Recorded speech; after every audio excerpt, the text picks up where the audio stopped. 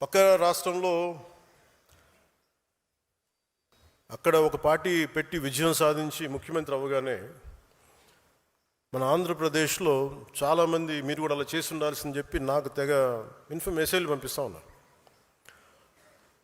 ఊళ్ళో పెళ్ళికి ఏదో హడావుడి ఉంటారు కదా,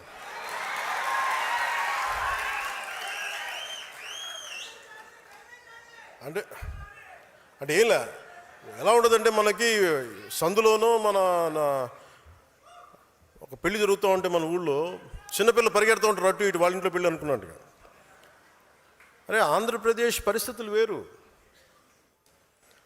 సరే వీళ్ళు చెప్పినట్టుగానే మనం కూర్చొని 2019 నిలబడ్డాం. ఎక్కడ పెట్టారు? 2 చోట్ల ఓడించారు కదా.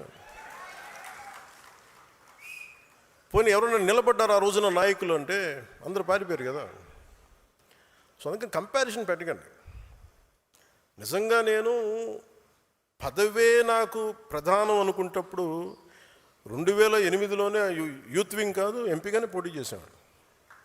2014లో నేను ఎన్డీఏతో అలయన్స్లో ఉన్నప్పుడు నేను మల్కాజ్గిరి నుంచి ఎంపీగా పోటీ చేయాల్సి ఉంది. బట్ నేనేమనుకున్నానంటే, ఎందుకు చెప్తున్నాను ఇదంటే, నేను ఒక పార్టీని నడపాలి, ఇది సమాజంలో మార్పు పట్టుకురావాలంటే నాకు తెలియాలి కదా కష్టం.